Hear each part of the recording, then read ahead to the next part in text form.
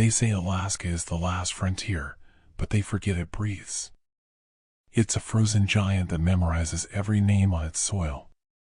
In this colossal void, the question remains, who or what inhabits the silence between the city lights? Good evening, friends. Before we begin, tell me where you're watching from and what time it is there. Tonight's stories transform Alaska into a vast, frozen morgue. If you seek the dark side, subscribe and help us reach 1,000 survivors. Leave a like. The show is about to begin. Welcome to the terror of Alaska. People from the lower 48 always ask me what it's like up there, and I never know how to answer without sounding like I'm lying. They picture glaciers and aurora borealis and a kind of rugged, cinematic freedom, the last frontier, just like the license plates say. What they don't picture is the specific, bone-deep horror of realizing you are completely, utterly disposable in a place where the land itself was designed to erase you. Where a wrong turn in February doesn't mean you're late to dinner. It means they find your body in spring. If they find it at all. I want you to hold that thought for a moment, because everything that follows depends on understanding what kind of alone we're talking about. Not the kind where you turn off your phone for a weekend. Not the kind where you go camping and feel pleasantly disconnected. The kind where, if you screamed at the top of your lungs outside your door, the sound would travel approximately 20 feet before the wind tore it apart and distributed it across 100 miles of frozen tundra that didn't care and never would. The kind of alone that doesn't feel like peace. It feels like being erased from the world while still breathing inside it. I landed in Fairbanks with 2 duffel bags, $43 in my wallet, and a divorce that had cleaned out everything else. My name is Dale Mercer, and I want you to understand something before I go any further. I am not a dramatic man. I grew up in Dayton, Ohio, went to a state school, worked 14 years as a facilities manager for a logistics company, and considered a night when the Bengals lost a bad night. I am precisely the kind of ordinary American who should never end up in a story like this one. The kind of man this world manufactures in bulk, then forgets. And that, I now understand, was exactly why they hired me. The job came through a staffing agency that specialized in remote postings, oil rigs, fishing operations, pipeline maintenance. The listing said security officer, industrial complex, North Slope region. Night shifts. 6 months on, 1 month off. The pay was obscene in the best possible sense, more per month than I'd made in 3 in Ohio. When you owe your ex-wife $40,000 in a settlement and your credit cards are maxed and your mother is too proud to ask why you've stopped calling as often, you do not ask many questions about a job listing. You click apply. You pray. They flew me up from Fairbanks to a smaller airstrip near Deadhorse, then drove me another hour and a half in a company truck through a landscape so desolate it produced something close to physical panic in my chest, a tightness, a breathlessness, the animal part of the brain sending signals that this place was wrong, that nothing should live here, that we had gone past some invisible border where human beings were no longer the intended inhabitants. No trees. Just tundra and gray sky and the occasional pump jack gnawing slowly in the distance like a mechanical animal drinking from something poisonous underground. The complex emerged from the flat white nothing like a wound, a cluster of industrial buildings, storage tanks, and drilling towers, all of it old, all of it corroded by decades of salt wind and slow abandonment. My new supervisor, a thick-necked man named Greer who smelled like instant coffee and never once smiled, handed me a laminated badge and told me the rules. Stay in your designated sectors. Do not approach the south compound without authorization. Do not engage with personnel arriving after midnight. Do not attempt to access the server room on sublevel 2. Do not discuss operations with anyone outside the facility. Do not bring a personal phone into sectors C, D, or E. I asked him if this was standard for all security personnel. He looked at me the way a person looks at a dog that just asked a philosophical question. Then he looked at me a second longer than that, with something behind his eyes that I cataloged as irritation but later reclassified as warning. "You'll be fine," he said. "Just don't be curious." I told myself that was normal. Industrial espionage was real. Corporate security had protocols. I was a man with debt and no options, standing inside the Arctic Circle, and I needed this to be normal. So I made it normal in my head, the way you make the sound in the walls at night into the house settling, the way you make the shadow in the corner into a trick of the light. The human brain is a spectacular machine for manufacturing permission to look away. The isolation hit me harder than I'd expected, and it hit me fast. I'd done overnight shifts before, but those were in Dayton, where the hum of the highway was always there beneath everything, where you could see a McDonald's sign from the parking lot and feel attached to the human world by a thin but real thread. Up there was nothing. The darkness and winter was total and somehow predatory, not the absence of light but the presence of something else entirely, pressing against the reinforced windows from the outside as though testing them. Temperatures dropped to -40. On those nights, the facility itself seemed to suffer, the metal expanding and contracting so that the walls ticked and popped and groaned like a body trapped in a position it couldn't escape. I'd walk my rounds in the corridors and hear the building breathing around me, and I'd remind myself that structures do this, that physics explains it all, and the reminder would almost work. I called my daughter Megan twice a week. She was 11 and living with her mother in Columbus, and those calls were the only thing that felt real, her voice through the satellite phone, asking me if I'd seen any polar bears, me telling her they were mostly further west, near Nome or Kotzebue, her saying that was disappointing, both of us laughing. For those 15 minutes, I was a normal father with a strange job far away. Not a man learning, slowly and without ever choosing to, that he was standing inside something that would eventually hollow him out in ways that didn't show on the outside. The planes started in my second month, and I want to be precise about the fear they produced, because it was a specific kind, not sudden terror but something slower and more corrosive, a wrongness that accumulated the way carbon monoxide does, invisible and odorless until you're already poisoned. Supply planes came during the day, battered Cessnas and Twin Otters that looked like they'd been flying since before I was born. These were different. Small private jets, dark and unmarked, landing on a strip behind the south compound that I hadn't known existed. They arrived between 2 and 4 in the morning, an hour engineered for darkness and silence and the specific vulnerability of people who should be sleeping. I counted them from the eastern watchtower, 3 in a single week. Then 4. On the 4th night I watched one taxi to a stop and counted 7 people emerge, all of them moving with the purposeful urgency of people who needed to be somewhere that didn't officially exist, all of them escorted by men I had never seen before. Men who carried themselves differently than the facility's regular staff. Men who scanned the perimeter in the practiced, automatic way of people who were always calculating lines of sight. I made the mistake of mentioning it to a colleague, a quiet Athabascan man named Roy who'd worked the facility for 3 years. He heard me out without expression. Then he looked at the floor for a moment. Then he said something I have turned over in my mind every single day since. "The smart thing about working someplace no one knows exists," he said, "is that what happens there doesn't happen anywhere." He didn't look scared when he said it. That was what scared me most. He said it the way you'd state a fact about the weather.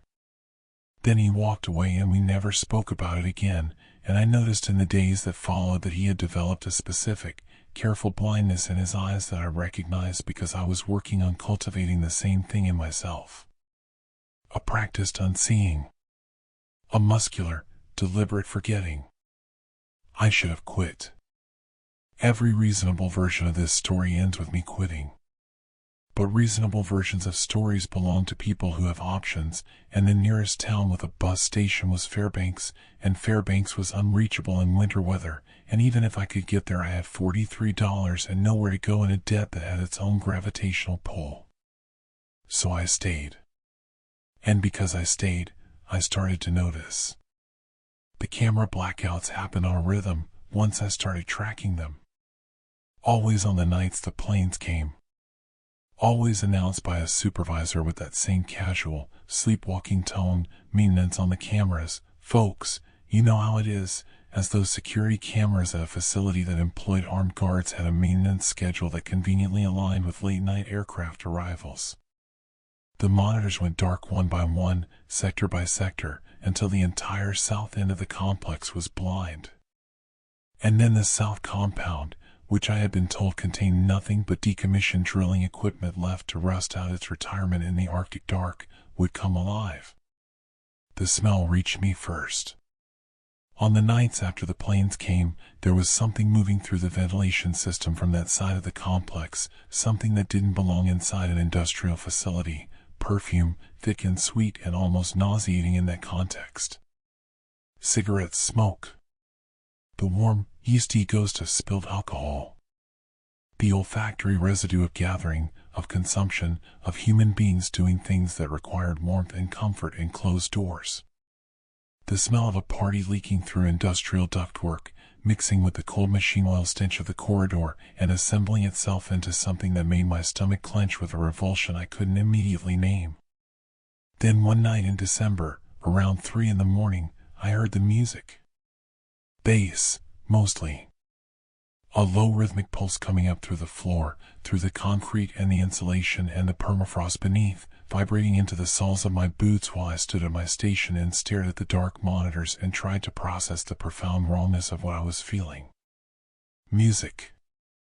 In a decommissioned petroleum complex on the north slope of Alaska, 60 miles from the nearest town, at 3 in the morning in the middle of polar winter. I stood there and felt it travel up through my body like a second heartbeat, and I thought, someone is having a party in there. Someone is celebrating something. And then immediately, helplessly, the thought that followed it, celebrating what? And then I heard the other sound. I am going to be careful here because I have already described this in a federal proceeding and I want to be accurate. It lasted perhaps 4 seconds. It was high-pitched and irregular, and it was not music, and it was not the wind, and I knew both of those things the instant I heard it.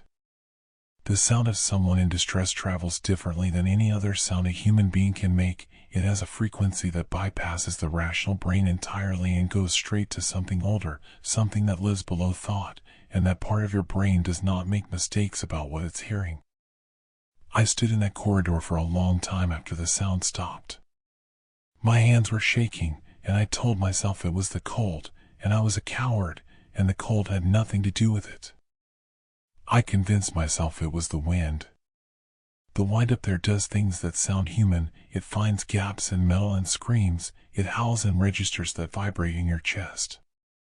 I told myself that, over and over, with the determination of a man drowning who has decided the water is dry land.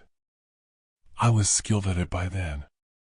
It was, in the end, the primary competency the job required. The night it became impossible to deny was in January. A blizzard had been building for 2 days, the kind that makes dead horse locals stay inside with their curtains drawn. I was doing an external perimeter check that Greer had specifically instructed me to complete regardless of weather conditions, which I now understand was deliberate. They needed the security perimeter walked and cleared that night, and they needed it done by someone who had been pre-selected for not asking questions, for needing the job too badly to make trouble. Someone like me. The wind was so loud it had become a physical environment rather than a sound. My headlamp threw a 10-foot sphere of visibility, and beyond it was nothing, white-gray obliteration, the world edited down to nothing. I came around the eastern edge of the south compound and stopped walking. The gate was open. Not unlocked. Open. Swung wide into the storm. And moving through it in a slow, unhurried procession were 3 black vans with no headlights. Moving through a blizzard in total darkness without headlights, which means whoever was driving had made this trip enough times that they had internalized the route, or that they were operating under instructions to be invisible to anyone standing at the perimeter on a night when anyone with sense would have been inside. They passed within 40 yards of me.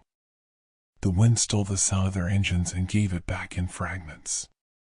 The cargo door of the last van was not fully latched.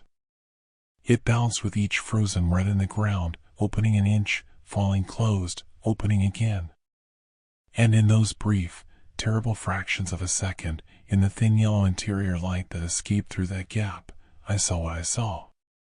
A hand. Small, I registered this without wanting to, the brain cataloging scale and proportion with horrible efficiency. Pressed flat against the interior wall. Palm out. Fingers spread. Unmoving with the particular stillness of something that has stopped fighting against what is happening to it. The radio on my belt came to life before I had finished understanding what I was looking at. Security 3. Greer's voice. Not the usual flat effect. Something tighter, more controlled, the voice of a man who is keeping something large and dangerous very still inside his chest. Return to station. Right now. I'm at the south perimeter, there are vehicles without. Security 3. A pause. 2 seconds. The specific weight of a threat being located and evaluated before delivery. Return to station. Copy, I said. Because what else do you say? Because the temperature was 42 below and the nearest law enforcement was in Deadhorse, an hour away on a road that was currently a white wall of nothing. Because I had just seen something that could not be explained by any version of reality where I was safe, and the safest thing in that moment was to pretend I hadn't seen it and walk back toward the lights. So I walked. I walked with my eyes forward and my spine screaming and the particular cold of deep, animal fear wrapping itself around my ribs from the inside, colder than the Arctic air, colder than the wind, the cold of a man who has just understood exactly what kind of place he is standing in and what it means that he is standing in it. The lights of the south compound went dark behind me as I walked. I did not turn to watch them go. The vans disappeared into the blizzard as though they had been summoned back out of existence. By the time I reached my station, the monitors were cycling on again one by one, the cameras returning to their feeds, recording the empty corridors of a facility where nothing had happened and no one had been moved and no one had pressed a small hand flat against a wall in the dark. The footage was clean. The night was clean. The facility's memory was clean and cold and white as fresh snow. I did not sleep. I lay on my back in my quarters and stared at the ceiling and listened to the building breathe, and I thought about Megan's voice, and I thought about Roy's eyes, and I thought about the hand, and I thought about the hand, and I thought about the hand. I thought about what it costs to survive. Whether surviving and living are the same thing. Whether not acting is itself an action. Whether the silence of people like me is the infrastructure that makes everything else possible. I thought about it until the sun came up, which at that latitude in January was an event so brief and half-hearted it might as well not have happened. The story broke on a Thursday morning in late February. I was off shift, eating instant oatmeal and watching the small television I brought from Dayton when the Fairbanks station cut to aerial footage, helicopters, law enforcement, vehicles staged at the facility's main gate. The ticker used phrases I read 3 times before they assembled into meaning. Alleged trafficking operation. Multiple suspects. Federal jurisdiction. Ongoing investigation across jurisdictions.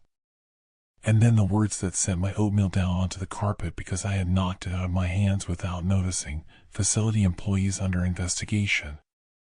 I turned the TV off. I turned it back on. I sat for a very long time watching helicopters circle a place I knew from ground level, watching the outside of the building where the base had risen through the floor into my boots, watching men in tactical gear pass through gates I had stood beside night after night and seen and said nothing and gone back to my station like a good, incurious, disposable man. What followed was slow and enormous and terrible in the specific way of things that are too large to absorb all at once. Within 2 weeks the story had grown past Alaska, past the United States, past any container I could have imagined for it. Every major network. International outlets in a dozen languages. Names appeared in the coverage that stopped the breath in my chest when I saw them, faces I had dismissed as impossible when I recognized them at the facility, faces that represented institutions that were supposed to mean something about the country, about the world, about the existence of limits. Grand jury subpoenas. Sealed indictments. Congressional briefings delivered behind closed doors. Extradition requests filed with 3 foreign governments. The architecture of something vast and organized and patient, assembled over years in a place engineered for invisibility. The hand I had seen belonged to a network of victims whose total number was still being determined when I gave my first statement, and was still growing when I gave my second. A federal investigator named Chin called me on a Tuesday afternoon while I was back in Dayton, unemployed, watching my phone like a grenade with the pin pulled. She was professional and patient and told me I was a material witness, not a target, and that my cooperation was expected. I told her everything I knew. I told her about the planes and the vans and the smell through the vents and the music through the floor and the sound I'd heard that I told myself was the wind, and I told her about the hand, and I told her all of it into a recorder in a federal building in Cincinnati with a lawyer beside me who said almost nothing the entire time. That should have been the releasing of a weight. That is how I thought it would feel, like confession, like setting something down. It did not feel like that. What I discovered is that some things, once absorbed into the body, do not leave it the way water leaves. They become structural. They reorganize themselves into the walls. I wake up at 3 in the morning now, without fail, without exception, in every apartment I've lived in since coming back. 3 in the morning in Dayton, Ohio, 2,300 miles from the Arctic Circle, with street lights outside and traffic sounds and neighbors whose televisions murmur through the walls. I wake up and I lie still and I listen for the sound of a diesel engine moving slowly in the dark outside my building. My brain has decided that 3 in the morning is when things arrive that weren't supposed to be seen, and it will not be reasoned with, and I have stopped trying. The preliminary hearings began in September. Some of the indicted names were people whose faces I had watched on television since childhood, people who had represented, to me, the architecture of a country I thought I understood. People you would know. Watching them sit in courtrooms with their lawyers and their practiced, empty expressions, watching them exist in the daylight, in the presence of cameras and due process and the formal language of law, produced its own distinct species of horror, quieter than anything I'd experienced in the facility but somehow more destabilizing. Because it confirmed that the machinery had been running in plain sight. That the darkness had always been partial. That people had known, in various gradations of certainty, and the world had continued to turn beneath their feet. My attorney told me last month I will almost certainly testify. My name will become public. It has already appeared in 2 online forums where people are reconstructing the case, and reading my name in that context, attached to those dates, those allegations, that place, produced something I can only describe as vertigo, as though the floor of everything briefly tilted. I call Megan every Sunday. She is 12 now. She knows I had a bad experience at my Alaska job, but not what kind, not yet, not until she's older and I have words for it that won't break something in her that I can't fix. I speak to her in the careful voice of a man trying to give his child a world with solid floors, and when we hang up I sit in my apartment and listen to Dayton existing around me and remind myself where I am and what year it is, and that the temperature outside is not 40 below, and that I can walk to a gas station if I want to, and that this is real and that I am in it. But here is the thing I carry, the thing that will not metabolize regardless of therapy or testimony or whatever justice the courts eventually assign to the names in those indictments. I knew. Not everything. Not the full scope of it. But I knew when the cameras went dark and who gave the order. I knew what the sound through the floor was not. I knew, the moment I saw that hand in the door of that van, exactly what it meant, and I pressed my radio and said copy and walked back toward the lights because I was cold and afraid and alone and in debt, and the nearest town was an hour away. I told myself it was the wind. Out there, at the edge of the world, in a place that exists on maps but not in the consciousness of anyone who doesn't need something from it. The wind had learned to sound like whatever you needed it to sound like. It had learned to sound like coincidence, like maintenance schedules, like industrial noise, like a man doing his job and nothing more. It had learned, most of all, to sound like innocence. I drove those vans deeper into the dark every time I looked away.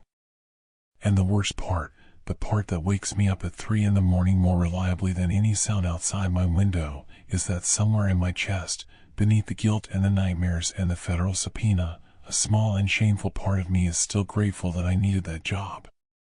Because the alternative is understanding exactly what I would have done if I hadn't. I planned the trip for 8 months. That's the part nobody ever wants to hear when I tell this story, because it makes me sound naive, and maybe I was. Maybe I still am. But I want you to understand that this wasn't some impulsive decision made by a reckless man with a death wish and too much gear he didn't know how to use. I researched every mile. I bought the right boots. I laminated my maps. I told 3 people where I was going and when I expected to be back. I did everything right. And none of it mattered. My name is Daniel Marsh. I'm 34 years old. I work as a network infrastructure contractor, which is a way of saying I spend most of my life staring at server rooms in buildings that smell like recycled air and corporate carpet cleaner. I grew up in Columbus, Ohio, went to Ohio State, got a decent job, got a decent apartment, and spent roughly a decade watching my life become a very comfortable, very slow suffocation. The kind you don't notice until you're lying awake at 2 in the morning counting the acoustic tiles on your ceiling and realizing you haven't felt anything real in so long you've started to forget what real feels like. That's how Alaska happens to people like me. You read about it online, you watch the documentaries, you see the photographs, that savage, indifferent, terrifyingly beautiful landscape, and something deep in your chest cracks open like old ice. I'd been reading about the Denali backcountry for 2 years before I finally booked the flights. Anchorage first, then a rental truck up the park's highway toward the park entrance, camping gear in the bed, a 3-day solo loop planned through one of the less traveled corridor trails east of the main visitor infrastructure. Nothing extreme. Nothing that required technical climbing. Just wilderness. Just silence. Just me and the kind of raw, unmediated world that my life in Columbus had been slowly editing out of existence. I flew into Ted Stevens Anchorage International on Wednesday in early September. The city surprised me the way Alaska always surprises people who've never been. It looked almost normal. Strip malls. Coffee shops. Traffic. But then you turn a corner and see the Chugach Mountains rising directly behind a Walmart parking lot, enormous and snow-capped and completely indifferent to the existence of the Walmart, and the cognitive dissonance of it would hit you somewhere below the sternum. This is a place that doesn't actually care if you're here. That was the feeling. Not unwelcoming, just utterly, cosmically indifferent. I spent one night at a motel off Tudor Road, ate a burger that tasted like it was cooked by someone who'd given up on everything, and drove north the next morning. The park's highway is one of those roads that starts out looking like any other American highway and gradually, almost without your permission, becomes something else entirely. By the time you're past Wasilla and heading toward Talkeetna, the distances between things have started to feel meaningful. Not just geographic. Existential. I'd grown up in a country where you were never more than 20 minutes from a gas station, a hospital, a person who could help you. Out here, that safety net doesn't just thin, it disappears. And I'd be lying if I said that didn't feel, at least at first, like exactly what I've been looking for. I reached the trailhead parking area late Thursday afternoon. 2 other vehicles in the lot, both with out-of-state plates, both looking like they'd been there for days. I signed the voluntary register at the trailhead kiosk, photographed my planned route, texted my emergency contact, my sister, back in Columbus, and started walking as the low September sun turned everything the color of old copper. The first day was everything I'd imagined. Perfect. The kind of beauty that feels almost aggressive, like the landscape is trying to overwhelm your capacity to process it. Spruce forests with that particular Alaska smell, cold resin and wet earth, and something else underneath, something ancient and faintly animal. Mountain views that appeared between trees like windows into a different dimension. I made camp at a designated site near a creek, cooked freeze-dried chili that tasted extraordinary because altitude and exhaustion make everything taste extraordinary, and fell asleep to the sound of water moving over rocks. I slept better than I had in years. Day 2 was when I found the backpack. I almost missed it. It was hanging from a spruce branch about 8 feet off the ground, roughly 40 yards off the marked trail, and the olive-green color blended almost perfectly with the surrounding vegetation. I only noticed it because I had stopped to adjust my bootlace and happened to look up at exactly the right angle. My first thought was that someone had bear hung their food cache and simply moved camp, planning to retrieve it later. Completely normal behavior on wilderness trails. I almost kept walking, but something made me go look. I don't know how to explain this without sounding like I'm constructing a narrative after the fact, but there was something wrong about the way it was hanging. Bear hangs look a specific way, roped deliberately, bags tied with purpose. This was different. The pack was hung by a single carabiner clipped directly to a branch, the main compartment unzipped and hanging open, the contents visible and undisturbed. Food. A water filter. A dry bag. A wallet. A Washington State driver's license in the name of a man named Kevin Arbor, 31 years old, from Spokane. I stood there for a long time, longer than I should have, trying to make the scene make innocent sense. Maybe he cached it here and forgot to close the zipper. Maybe he went for a day hike and left his pack to mark the spot. Maybe. Except the food was still there. The wallet was still there. Everything that would make leaving the pack voluntary and temporary was still there. You don't abandon your food in Alaska bear country unless you're not planning on eating again. I took photographs with my phone. I noted the GPS coordinates. I carefully rezipped the main compartment, left the pack hanging exactly as I'd found it, and made a note to report the location to park rangers when I had service. Then I continued on the trail. What I should have done was turn around. I know that now. I've had a lot of time to think about all the moments where a different choice would have meant a different story, and that one is near the top of the list. That night, I camped at a site roughly 6 miles from where I found the pack. I ate dinner as the temperature dropped into the low 30s and the sky cleared to that brutal, extravagant Alaska darkness, no light pollution for 100 miles in any direction, stars so dense they looked structural, like they were holding something up. I sat outside my tent for almost an hour, just looking up, feeling the smallness that I come here to feel. Then I got into my tent and zipped it shut and turned off my headlamp. And the footsteps started. Slow. Measured. Circling. My first instinct was bear. Bear is always the first instinct in Alaska, and bear footsteps sound different from human footsteps, heavier, more irregular, with that distinctive 2-beat pause rhythm. I lay completely still, controlling my breathing, hand on the bear spray clipped to the inside of my tent pocket. The steps continued. Circling the tent once, then again, then stopping. Silence. Then starting again from a different angle. And that's when I understood it wasn't a bear. Because bears don't stop. Bears don't pause. Bears don't stand still outside a tent for 32 seconds, I counted, and then take 3 slow steps and stop again. That's not an animal's movement pattern. That is a human being who doesn't want to be heard, doing a very bad job of being quiet in the September frost where every footfall on frozen ground sounds like a crack in a church. I did not move for the rest of the night. I mean that literally. I lay completely still for 6 hours in the dark, listening to someone move around the outside of my tent.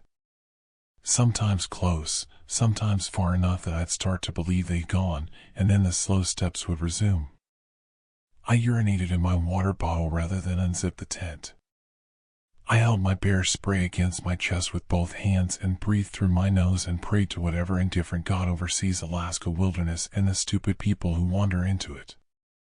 At some point, I must have fallen into something like sleep, not real sleep, more like a blackout born of absolute terror and physical exhaustion. When I opened my eyes, gray light was coming through the tent fabric. Birds. The creek in the distance. Normal morning sounds. I unzipped the tent. The sight looked undisturbed at first glance. My cooking gear where I'd left it. My boot liners drying on a nearby branch. Nothing obviously wrong. Then I looked at the ground. The frost had been perfect the night before, a thin, even, unbroken sheet of ice crystals covering every inch of the site. Now it was disturbed. Not chaotically, methodically. Footprints circling the tent in a clear, deliberate orbit. Human footprints. Adult male, I'd guess, somewhere in the 11 to 12 range, given the stride. And they didn't start from anywhere. They didn't end anywhere. They just existed, circling my tent like a ritual, like something had walked out of the trees and back into them without leaving any trace of the transition. I started packing before I'd eaten anything. And then I saw the backpack. Kevin Arbor's pack. The one I'd left hanging 40 yards off the trail, 6 miles back. It was sitting upright against a spruce tree at the edge of my campsite, neatly propped, as if someone had carried it there and set it down gently, carefully. It was unzipped again, the main compartment open. And there was something new inside that hadn't been there before, a hunting knife with a leather sheath, clean and sharp and not mine. And underneath the knife, laid flat, a folded piece of paper. My hands were shaking hard enough that I had trouble unfolding it. On the paper, in handwriting that was neat and small and somehow more terrifying for being neat and small, were 4 lines. A license plate number. My rental truck's license plate number. The make and model. The parking lot where I'd left it. And below that, a single sentence. I know how long you're staying. I have tried many times to describe what happened to my body when I read those words, and the closest I can get is this: every system I had went offline simultaneously. My vision narrowed. My hearing disappeared. For roughly 5 seconds, I was not a functioning human being. I was just a body standing in the Alaskan wilderness at 6 in the morning, holding a piece of paper that confirmed what the most primitive part of my brain had been screaming since the footsteps started. Someone had been watching me since before I reached the trailhead. I left everything I could afford to leave. Sleeping pad, extra food, 2 of my 3 fuel canisters. I kept the essentials: water, navigation, emergency gear, bear spray, and I walked. Not hiked. Walked, fast and constant, face forward, listening to everything. The trail back to the trailhead was 11 miles. I covered it in under 4 hours, which is not a boast. It's just what terror does to the human body when the human body understands that it has been careless with its own existence. The whole way back, I thought about what had brought me here. I thought about Columbus and the acoustic ceiling tiles and the server rooms that smell like recycled air, and for the first time, those things didn't seem like a slow death. They seemed like an incredibly reasonable way to live. The isolation I'd romanticized for 2 years, the remoteness, the severance from the noise and connectivity of ordinary American life, looked completely different from the inside of it. I'd wanted to feel small. I'd wanted to feel the indifference of the wilderness. I'd gotten exactly what I asked for, and it was horrifying in a way that no amount of research or preparation could have made me understand in advance. There are 731,000 people in the entire state of Alaska. The state is larger than Texas, California, and Montana combined. When you do that math with your legs while running 11 miles through spruce forest at altitude, you understand something about what it means to be truly alone in a way that you can't understand from a motel in Columbus. People disappear out here. Not metaphorically, literally. Every year, men and women and children vanish into this landscape, and the landscape doesn't even notice. There are no witnesses. There are no surveillance cameras. There are no neighbors who will wonder if they heard something. The wilderness doesn't keep records. I reached the trailhead parking lot at 10:47 in the morning. My rental truck was there. It looked fine. I walked around it twice, checked underneath, checked the bed. Nothing. I got in and locked the doors and sat there shaking for a long time before I trusted myself to drive. I drove south on the Parks Highway toward Anchorage with my phone plugged in and every bar of LTE feeling like oxygen. I called the Alaska State Troopers and reported everything: the abandoned pack, the GPS coordinates, Kevin Arbor's identification, the footprints, the note, the knife. The dispatcher was professional and calm in a way that somehow made it worse, like this was a kind of call they received with regularity. She took everything down. Told me a trooper would be in touch. I stopped for gas in Wasilla because I needed to stop moving for 1 minute and because my hands were still shaking and I didn't fully trust myself on the highway. I stood next to the pump in the gray September light and looked north at the mountains and thought, people live like this. People choose this. Every day, there are human beings who get up in the morning in Nome and Fairbanks and Talkeetna and Kotzebue and drive to work on roads where a breakdown in January is a life or death situation, where their nearest neighbor might be 3 miles away, where everything the rest of the country takes for granted, proximity, connection, the basic ambient safety of being around other people, is simply absent. And I had thought, from my comfortable Columbus apartment, that I understood what that meant. I had not understood what that meant. Back in Anchorage, I checked into a different hotel than my first night, a Marriott downtown, 12 floors up, deadbolt and chain lock on the door, the distant sound of traffic on Fifth Avenue filtering through the double-pane windows. I sat on the bed with the lights on and called my sister and told her I was fine and came out early and was heading home. She asked if everything was okay. I said yes. I didn't know how to begin saying no. 3 days later, back in Columbus, I got a call from a trooper named Winslow out of the Palmer Post. He told me that they'd located the backpack at the coordinates I provided. Kevin Arbor of Spokane had been reported missing by his family 9 days before my trip. He'd driven to Alaska for a solo hiking trip in late August and simply stopped responding to messages. His family had filed a missing persons report with the troopers. His vehicle had been found at a trailhead parking area on a different trail, roughly 30 miles from where I'd found his pack. How his pack came to be hanging from a tree 60 miles from his vehicle, in perfect condition with all contents intact, was something Trooper Winslow described as under active investigation in a tone that made it clear he wasn't going to tell me anything else. He asked if I kept the note. I had. I'd put it in a Ziploc bag the moment I left the campsite and kept it in the bottom of my pack the whole way out. I overnighted to the Palmer Post the next day. Trooper Winslow called once more after that, 2 weeks later, to tell me that Kevin Arbor had not been found and that the investigation was ongoing. He thanked me for cooperating. He told me to have a good day. I have not been sleeping well. This is what I think about in the hours when sleep won't come. Whoever was outside my tent that night had followed me from the trailhead. Or they'd been watching the parking lot, waiting for someone exactly like me, a solo traveler, an out-of-stater, the kind of person who appears for a few days and then disappears back to wherever they came from, and whose disappearance would take time to investigate across 2,000 miles of distance and jurisdictional complexity.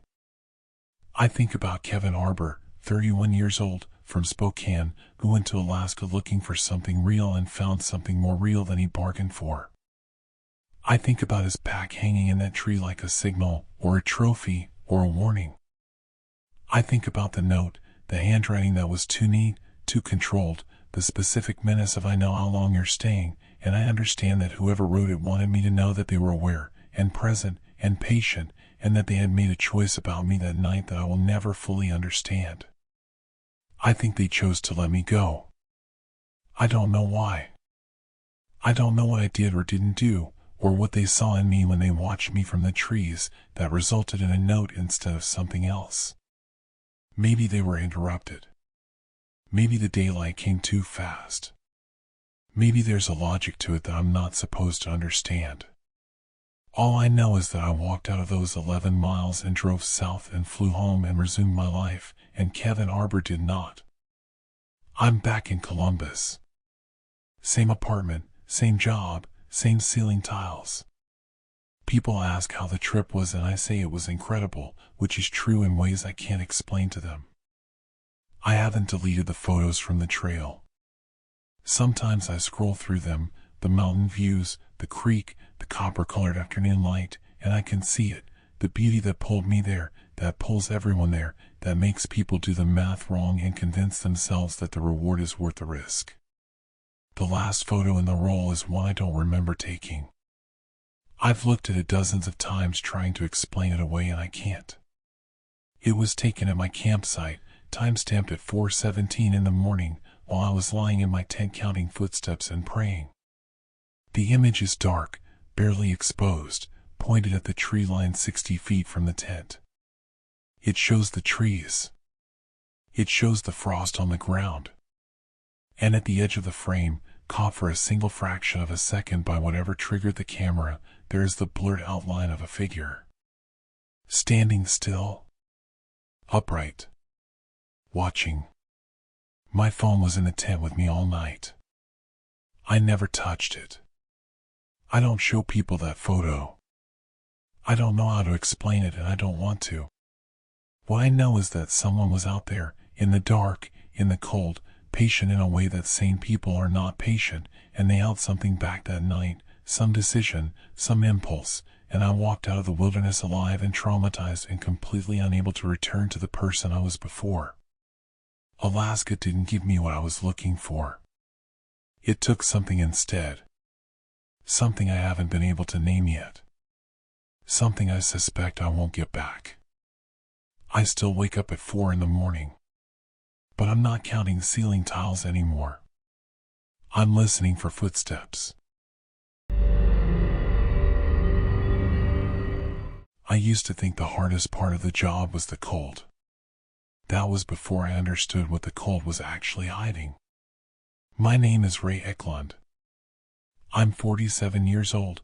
I drive a modified Jeep Grand Cherokee with the steering column repositioned for right-hand delivery, and for the last 6 years I've been running rural Route 9 out of the Palmer Post Office, 62 miles of unpaved road, gravel turnoffs, and forgotten addresses that wind through the Matanuskos who sit in a valley like a scar that never fully healed. Palmer is a decent town. 14,000 people, a Fred Meyer, a decent diner on East Elmwood that does a breakfast special on Thursdays. If you squint hard enough, it almost looks like anywhere else in America. A suburb of somewhere. A community with edges you can see. But Route 9 doesn't stay in Palmer. Route 9 goes north, then northeast, then into territory that stops resembling anything with a name. The roads out there aren't on most GPS systems. Some of the addresses I service exist only in the USPS database and in the fading memories of whoever first filed the rural registration decades ago. I have customers I've never seen face to face in 6 years of delivering their mail. I know them only by the accumulation of their correspondence, the magazines they subscribe to, the packages they order, the slow archaeological record of a life lived at the end of a road that most people in the continental United States don't know exists. I took the job because the pay was better than I deserved.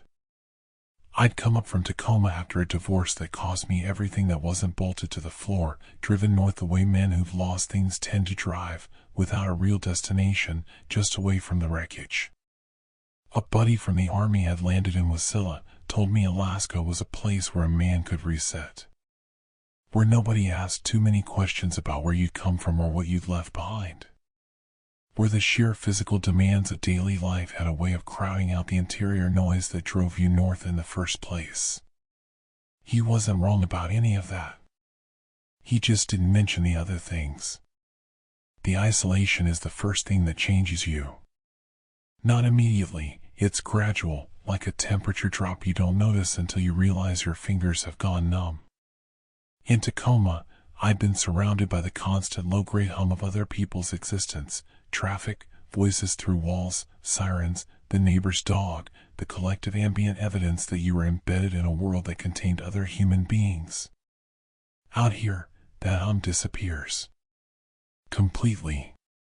On the long stretches of Route 9 in January, I could drive 40 minutes between mailboxes with nothing on either side but spruce trees and silence and the kind of sky that makes you feel like the last person on earth in a way that is, depending on the day, either profoundly peaceful or quietly horrifying. Most days it was peaceful. I told myself that. I told my sister in Tacoma that. I said, it's quiet up here, and the quiet is good for me. I said I was sleeping better and eating better and that the divorce felt further away every month. All of that was true. What I didn't say was that the quiet had a texture to it some days that felt less like peace and more like the held breath before something happens. What I didn't say was that sometimes, on the long empty stretches of road, I'd get a feeling, specific and physical, a tightening across the back of the neck and between the shoulder blades, that I was being watched by something the trees weren't telling me about. I should have paid more attention to that feeling. The Hargrove property was mile marker 41 on my route. A long gravel driveway running about 300 yards back from the road, the house barely visible in summer and completely invisible in winter once the snow loaded the spruce branches. Gary and Elaine Hargrove had been on my route since I started. 60s, retired, came up from Oregon in the 90s to homestead and never left. Gary ordered hunting supplies and gun catalogs. Elaine got seed catalogs in the spring and mystery novels year-round from an online book club, the kind that sends you on a month whether you need it or not. I knew their rhythm the way you know the rhythm of any customer you've served for 6 years. It becomes a kind of intimacy, the mail route. You know when somebody's celebrating something because the packages change. You know when somebody's struggling financially because the certified letters from collection agencies start appearing. You know when somebody's sick because the pharmaceutical shipments start coming in, and you know when somebody dies before anyone tells you because the mail just keeps arriving for them and nobody takes it in. In October of last year, the Hargroves stopped taking their mail in. Not all at once. Gradually, the way things go wrong in Alaska, slowly, quietly, in ways that can be explained away for longer than they should be. The first week, I thought nothing of it. They were in their 60s, they had a truck, they went places. The second week, I started leaving overflow in the larger parcel box Gary had installed himself, a plywood box he'd mounted on a post beside the regular cluster, painted green to match the trees. By the third week, that box was full too, and I was leaving packages in garbage bags I kept in the Jeep for exactly this situation, customers who were away, cabins where nobody came to the door. The thing was, there was smoke coming from the chimney. Every day. Consistent, steady smoke, the kind that comes from a fire that's been maintained, not the dying remnant of something that burned a week ago and still smolders. Someone was in that house. Someone was keeping that fire. And they weren't coming out to collect their mail, and they weren't calling the post office, and they weren't giving any of the normal signals that a person gives when they're okay and simply don't need their mail for a while. I told myself there was an explanation. I told myself that about 3 times a week through November, which is what you do when you live alone in the Matsu Valley and you spend enough years in this landscape to understand that the explanations are usually simple. The person had a bad back. The person was traveling by snowmobile and not by road. The person had family staying in. The routine changed. Alaska is full of people who have opted out of the normal ways that people interact with systems, and the mail route is a system, and not everyone respects systems the same way. But then the mail started getting opened. I didn't notice it at first. The first piece I found, a catalog, which I have tossed unread myself, was just lying in the snow beside the cluster box, which I attributed to wind or a bad placement on my part. The second piece was an envelope, a water bill from the Matanuska Electric, and it had been opened cleanly, not torn, and then stuffed loosely back into the box. I told myself Elaine had come out and checked the mail and dropped something. Fine. Normal. The third time, I couldn't tell myself anything that made it fine. A priority mail package, the kind with the red and blue USPS stripe, sitting in the overflow parcel box. Opened. Not torn open, opened carefully, the tape cut with something sharp, the flaps folded back with deliberate precision. And partially repacked, the contents, a blender Elaine had ordered from a kitchen supply company in Anchorage, still inside but shifted, like someone had lifted it out, examined it, and put it back without quite remembering the original arrangement. And on the inside of the box flap, in handwriting I'd never seen on a Hargrove piece of mail, in a red marker that bled slightly into the cardboard fiber. Stop coming here. 3 words. Clean, level letters, no shaking, no urgency. Just a statement. An instruction delivered with the bureaucratic calm of someone accustomed to being obeyed. I stood at that mailbox for a long time in the November cold, 17 degrees, wind off the mountains cutting through the collar of my Carhartt jacket, holding that package in both hands and staring at those words and running through every innocent explanation I could construct. Elaine hadn't written to me before. Maybe she was strange about privacy. A houseguest with a sense of humor so dark it barely registered as human. A teenager, visiting family, doing something stupid because teenagers do stupid things. None of it held. Not the handwriting, too controlled, too adult. Not the cutting of the tape, too precise for a prank, too deliberate for someone who wasn't making a point. And especially not the choice of red, which I'm aware is a detail that sounds dramatic in the telling but felt genuinely, viscerally wrong in the moment in a way I can't fully articulate.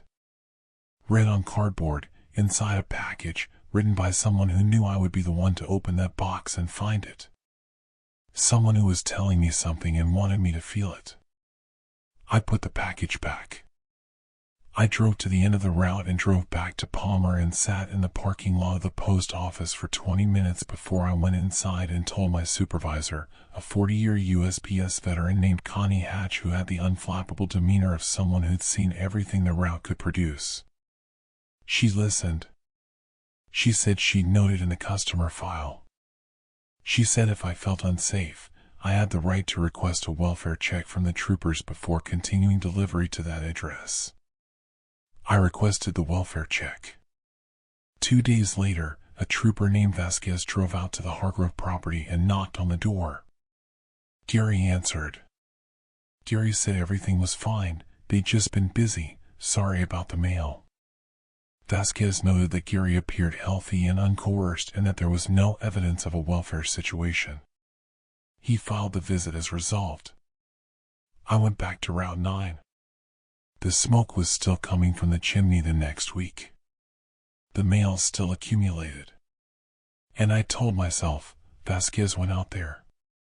Gary answered the door. There is nothing wrong. The open package was a mistake, or a bad joke, or something I misread. There is nothing wrong, because the alternative, the thing my neck and shoulders had been trying to tell me for weeks, was something I did not have the framework to handle alone on a 62-mile road in the Alaskan interior in November. The package that broke me came on Tuesday. It was a small envelope, personal correspondence, return address in Oregon, the town where Gary and Elaine had come from, which I knew because over 6 years you piece together the geography of a person's life from their mail the same way an archaeologist pieces together a civilization from potsherds. Handwritten address, female handwriting, probably family. Sister or daughter, I'd always assumed. The envelope had been opened, refolded, and replaced in the cluster box. And this time, the note was on a separate piece of paper, torn from a spiral notebook, tucked inside the envelope's flap. The handwriting was the same. The red marker was the same. But this time there were more than 3 words. You were here on Monday at 11:14. You were here last Friday at 10:52. You were here the Friday before at 11:03. I have written down every time. I know your schedule better than you do. Stop coming here or I will be waiting next time. I read it twice standing in the cold. Then I read it a third time, slowly, because I wanted to make absolutely certain I was understanding it correctly. Then I got back in the Jeep and locked the doors and looked in the rearview mirror at the long gravel driveway running 300 yards back to the invisible house, and the smoke rising from where the chimney was, and I thought about the fact that whoever was in that house had been watching me arrive and depart from this cluster box for at least 3 weeks with enough consistency and attention to detail to record arrival times down to the minute. 14 minutes. That was the longest gap between arrival times on that note.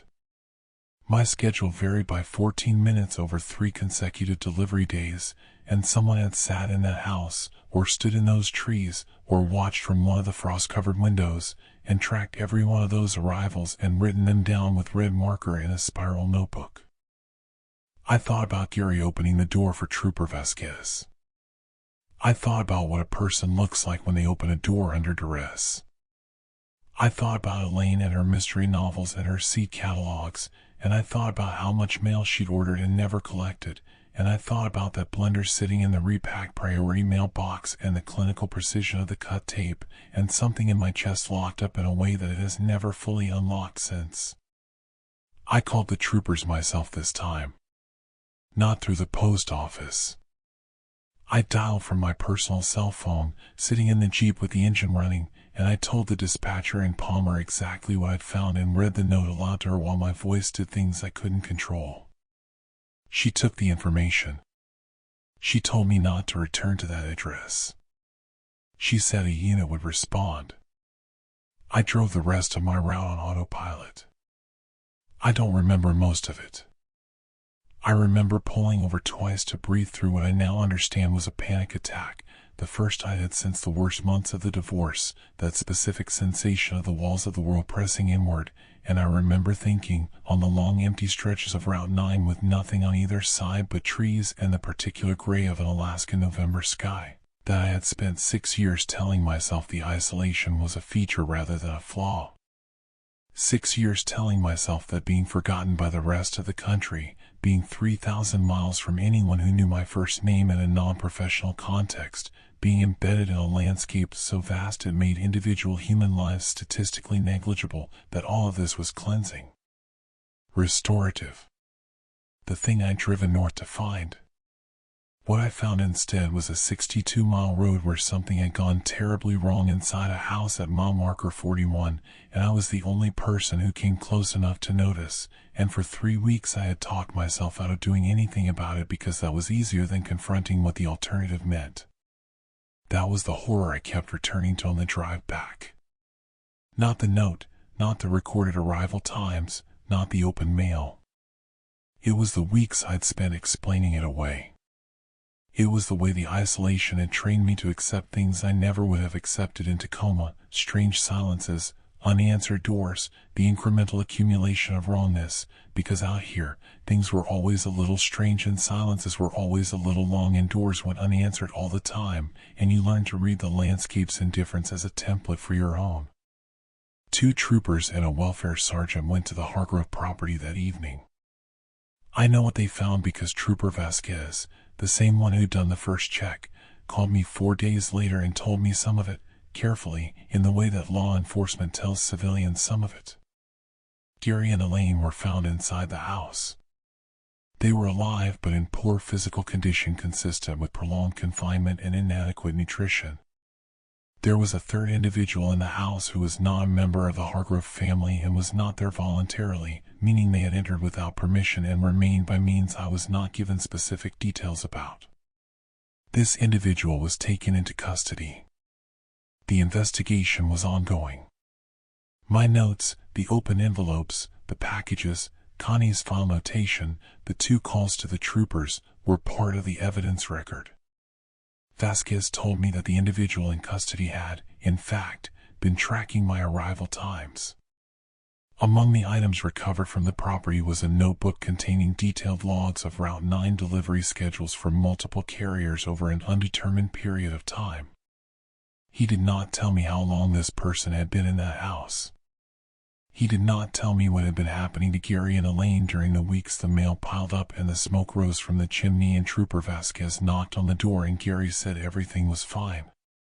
He did not tell me what Gary had been told to say, or what the alternative to saying it had been. He thanked me for reporting it. He told me to have a good evening. I transferred off Route 9 the following week. I'm on in-town route now, Palmer proper, for hours a day, sidewalks and cul-de-sacs and the kind of density where you can see 4 other houses from any point on the street. My supervisor understood without me having to explain much. Connie just nodded and processed the paperwork and said, "Some routes do that to people." I didn't ask her to elaborate. Deary and Elaine Hargrove moved back to Oregon in January. I know because their mail forwarding request came through the Palmer office, and I saw it in the system before I even realized I was looking for it. Oregon address, same small town they come from. 30 years in Alaska, and whatever happened in that house in November was enough to undo all 30 of them in a matter of weeks. I hope they have family there. I hope the mystery novels followed them and that Elaine's book club kept sending the monthly selection and that somewhere in a small Oregon town she's sitting in a chair near a window that looks out on a yard with neighbors close enough to hear if something goes wrong. I still drive north sometimes on the weekends, which I understand is not a healthy behavior for a man trying to recover from what happened. I drive the Parks Highway toward Wasilla and Talkeetna, not toward Route 9, never toward Route 9, just north, until the town thins out and the trees come back and I can see the mountains. I sit with the engine running and the doors locked and I look at the landscape that I came here to find 6 years ago, the savage, indifferent, beautiful, terrifying thing, and I try to locate the feeling I had when I first drove up from Tacoma and thought, this is the reset I needed. Sometimes I can almost find it. The peace under the horror, the beauty under the fear. But then I start to look at the tree lines. I start to catalog the places where someone could stand without being visible from the road. I start to think about how many driveways on how many routes and how many square miles of this state contain things that are wrong in ways that nobody has thought to notice yet, that pile up quietly in the mail like an unanswered question, that generates smoke from a chimney that means something completely different from what smoke is supposed to mean. I think about the notebook. The one with the arrival times. The one they recovered from the property with multiple carriers' schedules recorded across an undetermined period.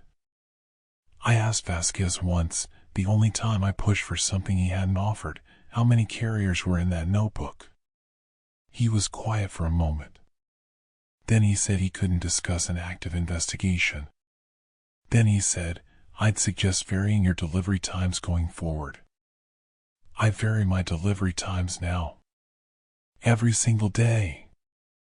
I never arrive at the same address within 20 minutes of the previous visit. I never tell anyone my schedule. I check my mirrors on the in-town route the way I used to check them on the long empty stretches of Route 9, looking for things that stand too still at the edge of the frame. I sleep with the lights on. Not all the lights. Just one, the lamp in the hallway between the bedroom and the front door, throwing just enough light to see the entrance, to see the shape of the room, to confirm before I let myself drift towards sleep that what's in the house is only what's supposed to be in the house. It's a small thing. A lamp in a hallway.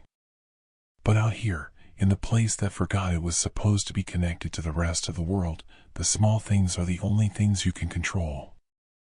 And I have learned, in the specific and irreversible way that trauma teaches, the kind that doesn't live with time but simply becomes the new architecture of how you move through space, that control is something you guard and protect and never, ever take for granted again. Especially at mile marker 41. Especially when the smoke is rising and nobody's coming to the door.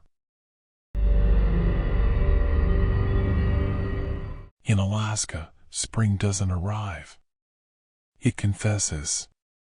The snow doesn't melt the way it does in the rest of the country, gradually, politely, retreating in stages like a guest who understands it's overstayed its welcome. Up here, it just holds. It holds for months, absolute and totalitarian, and then one day in March or April, depending on the year and the mood of whatever indifferent god governs the interior, something shifts. The temperature crosses a line. The river ice, which has been 3 feet thick since November and which you spent months walking across and driving snowmobiles over and treating as an extension of solid ground, starts to make sounds. Low, structural sounds. The sounds of something enormous readjusting its weight. And then it gives. I grew up in Talkeetna, which is the kind of place that people in the lower 48 think of when they think of Alaska, if they think of Alaska at all, which most of them don't, because Alaska is the part of the country that the country has agreed to forget about. 200 and something people. A few streets with names, a few streets without. A downtown that takes approximately 4 minutes to walk end to end. The Susitna River on one side, Denali visible on clear days to the north, looking so massive and so permanent that it stops feeling like a mountain and starts feeling like a condition. A fact of existence. Something that has always been there and will be there long after the last person in Talkeetna has stopped noticing it. I say this not to romanticize it. I say it because you need to understand what it means to grow up in a place like that, to have that kind of smallness be your baseline, the thing against which you measure everything else. When I left for college in Fairbanks at 18, the city seemed incomprehensible to me. 30,000 people. Traffic lights. A Costco. My roommate was from outside Seattle and he thought Fairbanks was the most remote, desolate, geographically hostile place a human being could reasonably be expected to attend university, and I remember looking at him and thinking, you have no idea. That gap, between what constitutes isolation to someone from the lower 48 and what constitutes isolation to someone who grew up with a frozen river as their front yard, is something I've spent my whole adult life trying to explain to people and mostly failing. My father understood it.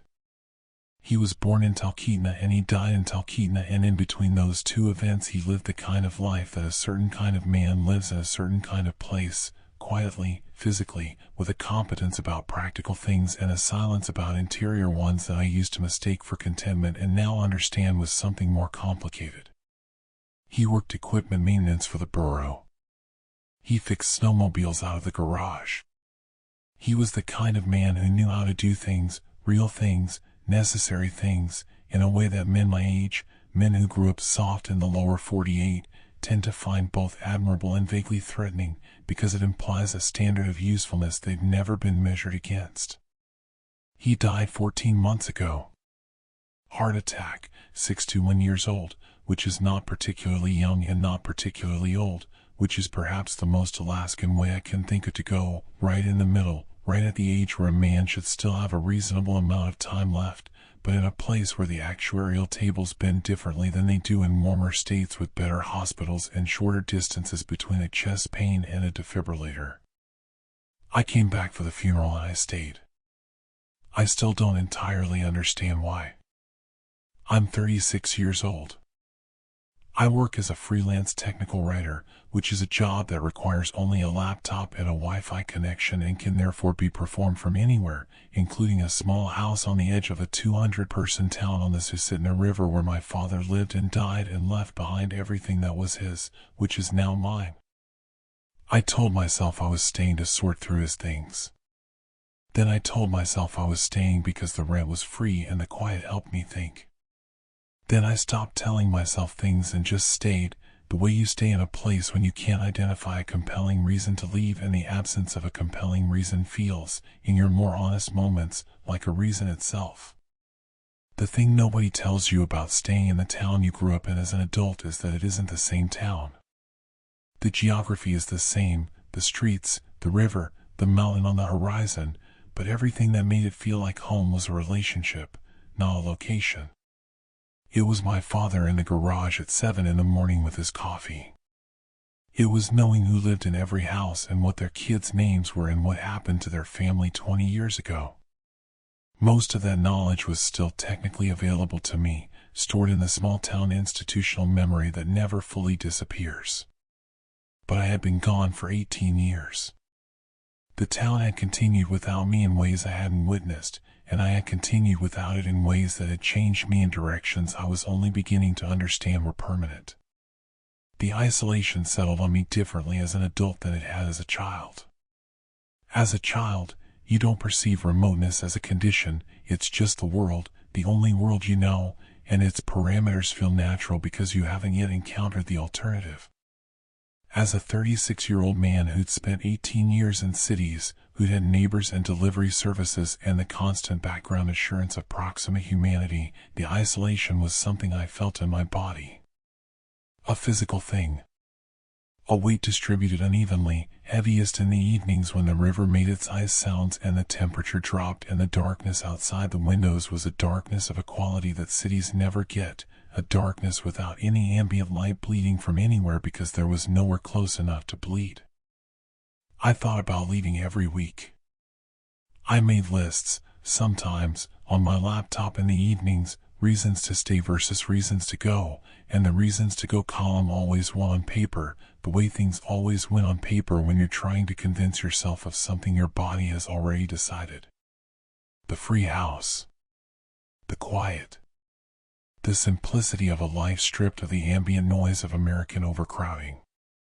But underneath all of that, under every rational justification I could construct, was something I couldn't list, a feeling, specific and resistant to articulation, that I had unfinished business here. That my father had left something behind that wasn't in the boxes of tools and hunting gear and meticulously organized tax records that I'd spent months sorting through. Something that I hadn't found yet. I found it in April, when the river gave. The Susitna doesn't give all at once.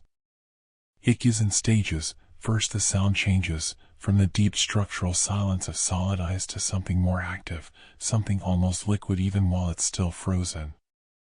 Then the surface color changes, from the flat white of winter to something grayer, more ambiguous.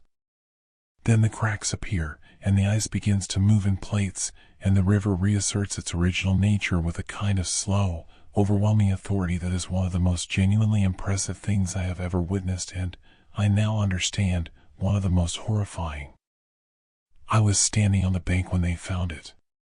Half the town was on the bank that day. The spring thaw is an event in Talkeetna, a collective ritual, the official end of winter, and people come out for it the way people in other places come out for fireworks or parades.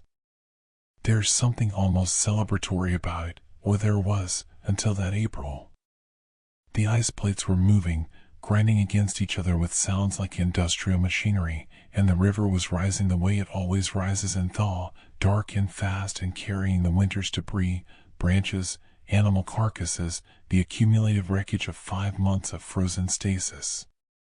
And then, between two large ice plates, moving with the current, there was a car. It surfaced slowly, the way things surface in deep water, nose first, the hood emerging at an angle, then the windshield, then the roof, then the whole shape becoming recognizable. A station wagon. Old, the lines were wrong for anything recent, too angular, too unrounded. 1980s body style, I thought, and then someone nearby said it out loud, confirming it, that's an old one. The color was indeterminate under the algae and sediment in years of river, but you could see the outline of the wood panel side detailing that was the signature of a certain generation of American family vehicle. The kind of car that belonged to somebody's parents. The kind of car I remembered seeing in driveways in the 80s when I was small. It took 20 minutes and a borrowed tow chain attached to a borough maintenance truck to drag it fully to the bank. 20 minutes during which approximately 60 people stood in the April cold and watched in the specific silence that falls over a crowd when everyone simultaneously understands that something irreversible is about to happen. There were children in that crowd. I remember thinking, those kids should go inside. I remember not saying it because I wasn't the kind of adult in this town who told other people's children things anymore. When the car was fully on the bank, I could see that the doors were intact. No damage consistent with impact, no crumpled panels, no broken glass. The windows were fogged from the inside with decades of accumulated condensation and sediment, but they were whole. The doors were closed. And as the borough maintenance crew began the process of assessing the vehicle, and the crowd pressed closer with the collective held breath of 60 people who all knew this wasn't an abandoned car, I found myself close enough to see when they opened the driver's side door. I won't describe in specific terms what was inside. Partly because some details belong to the dead and not to the living, and partly because there are images that, once described in detail, transfer themselves permanently into other people's minds without permission, and I have spent 14 months trying to reduce the inventory of what lives in mine without introducing new items into anyone else's. What I will say is this, there were 3 of them. 2 adults in the front, 1 child in the back. The child was buckled in. The seatbelt was still fastened, still holding in a parody of the protective gesture it had been designed to perform. They did not look like they had drowned. That was the thing, the detail that the coroner's preliminary assessment confirmed 3 days later in a report that circulated through the borough system and that someone who worked in that system told me about in the parking lot of the Talkeetna Roadhouse because small towns don't keep official secrets for long. Cause of death, hypothermia. All 3. Which meant they had entered that river alive. Which meant the water had come in slowly enough that they had felt it coming. Which meant they had time to understand what was happening to them, time to try the doors, and the doors had been locked, investigators determined, locked from the inside, which was the detail that everyone kept returning to, that everyone kept turning over in their minds, because it was the detail that didn't fit any version of this that ended in something other than a deliberate act. The car had been in the river for approximately 30 to 40 years. The interior had preserved its occupants in the way that cold water preserves things, imperfectly, terribly, in a manner that communicates the absence of life more forcefully than a skeleton would, because something of the human form remains in a way that forces recognition. I said I won't describe what was inside. What I will tell you is what I saw on my father's face. He was standing 8 feet to my left when they opened the door. I know exactly where he was because I had just turned to say something to him, I don't remember what, and so I was looking directly at his face at the moment the door opened and the crowd reacted and my father saw what was in that car. He went the color of the river ice. Not pale the way people go pale from cold or mild shock. White. Specifically, suddenly, completely white in the way that blood pressure events present, and his expression, this is the part one have tried to describe to myself 1,000 times and cannot fully capture, was not the expression of a man seeing something shocking. It was the expression of a man seeing something he already knew. Not recognition in the innocent sense. Not the way you recognize a face. The way you recognize a consequence. He recovered in seconds. Literally seconds. Whatever crossed his face retreated behind the same composed, withered stillness that I'd seen on it my entire life, and if I hadn't been looking directly at him at that exact moment, I would have missed it entirely. He said nothing. He stood for another few minutes in the crowd and then said he had to get back to the house, his back was bothering him, and he walked away before I could find words to respond. I did not ask him about it. This is the central, irreducible fact of the story and the one I have to live with. I did not ask him. Not that evening, not the following day, not in the weeks that followed when investigators began the process of trying to identify 3 people who had been at the bottom of the Susitna River for 4 decades. I told myself I was waiting for the right moment.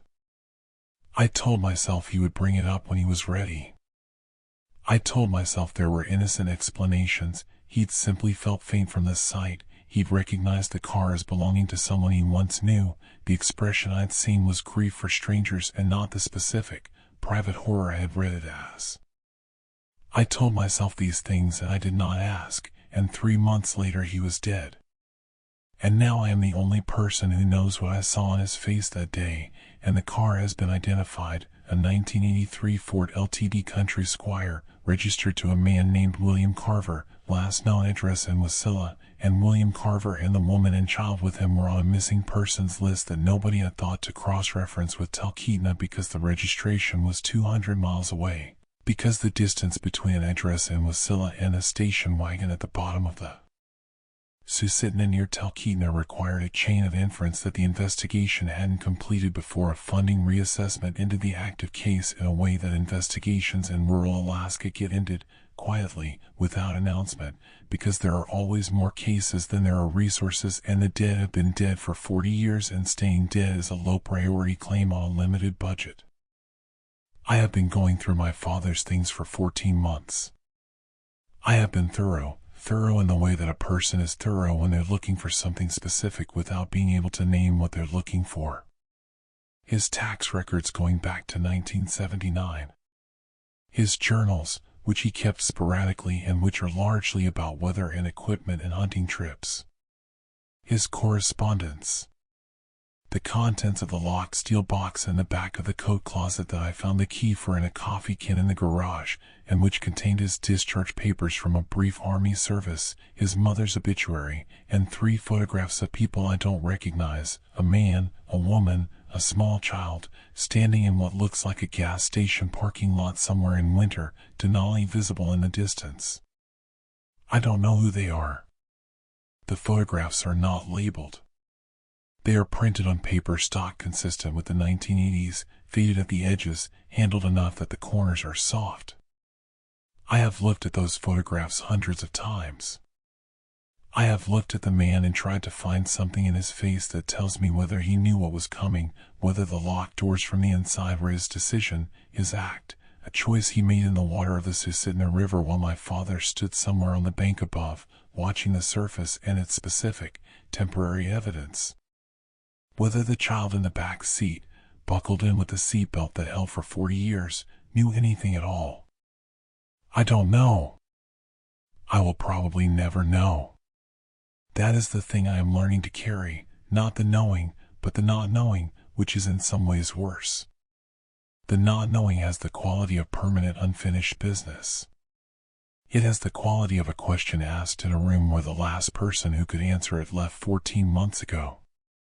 What I know is that I'm still here. Still in this house in Talkeetna, still watching the river from the same bank where I watched the ice give last April, still making the lists of reasons to stay and reasons to go and still staying without fully understanding why.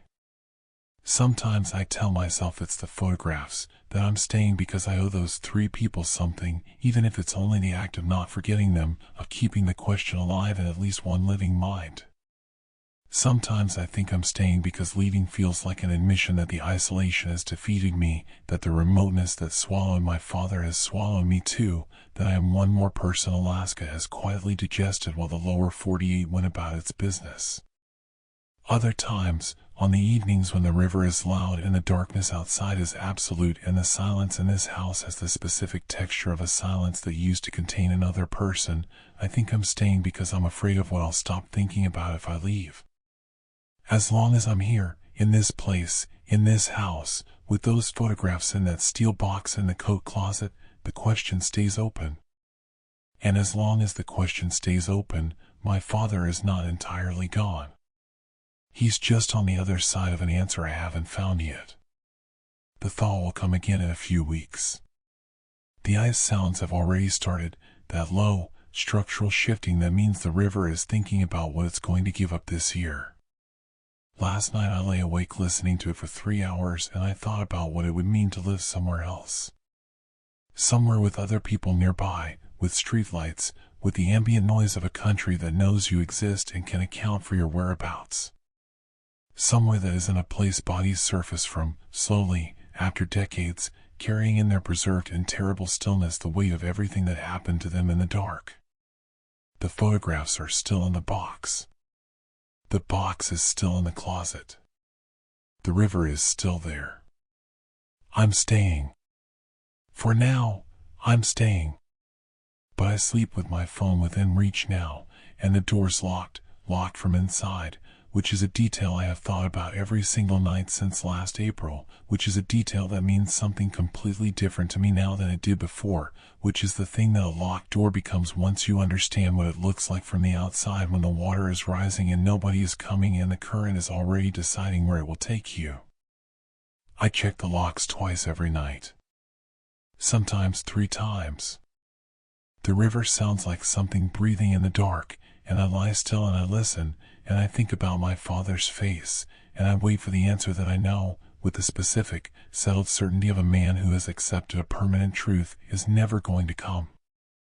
Some things the ice keeps, even after it lets them go.